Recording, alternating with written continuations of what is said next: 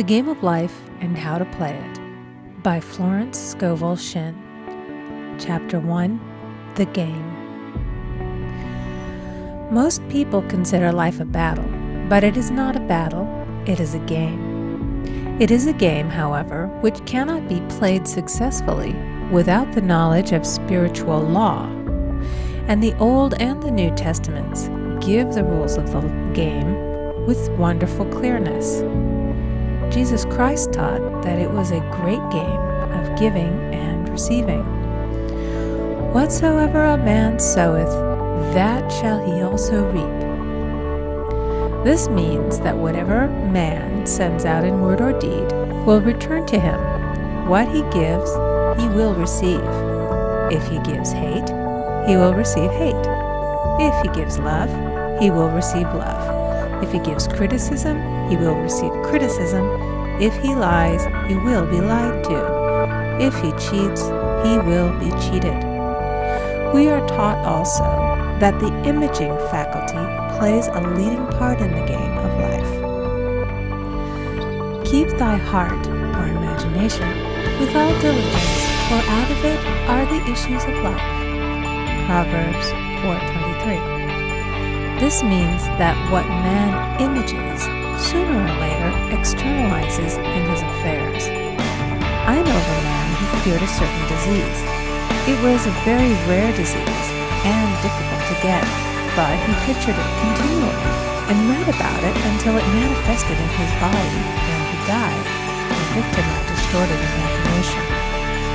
So we see, to play successfully the game of life, we must train the imaging faculty. A person with an imaging faculty trained to image only good brings into his life every righteous desire of his heart. Health, wealth, love, friends, perfect self-expression, his highest ideals. The imagination has been called the scissors of the mind, and it is ever cutting, day by day, the pictures man sees there, and sooner or later he meets his own creations in his outer world. To train the imagination successfully, man must understand the workings of his mind. The Greeks said, "Know thyself." There are three departments of the mind: the subconscious, conscious, and superconscious. The subconscious is simply power without direction. It is like steam or electricity, and it does what it is directed to. It has no power of induction. Whatever man feels deeply or images clearly is impressed upon the subconscious mind and carried out in minutest detail.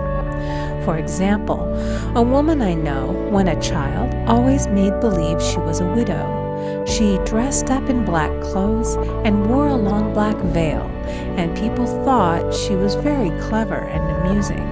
She grew up and married a man with whom she was deeply in love. In a short time he died, and she wore black and a sweeping veil for many years. The picture of herself as a widow was so impressed upon the subconscious mind, and in due time worked itself out regardless of the havoc created. The conscious mind has been called mortal or carnal mind. It is the human mind and sees life as it appears to be. It sees death, disaster, sickness, poverty, and the limitation of every kind, and it impresses the subconscious. The superconscious mind is the God mind within each man, and is the realm of perfect ideas. In it is the perfect pattern spoken of by Plato, the divine design, for there is a divine design for each person. There is a place that you are to fill, and no one else can fill. Something you are to do, which no one else can do. There is a perfect picture of this in the superconscious mind. It usually flashes across the conscious as an unattainable idea, something too good to be true. In reality, it is man's true destiny or destination flashed to him from the infinite intelligence which is within himself. Many people, however, are in ignorance of their true destinies and are striving for things and situations which do not belong to them and would only bring failure and dissatisfaction if attained.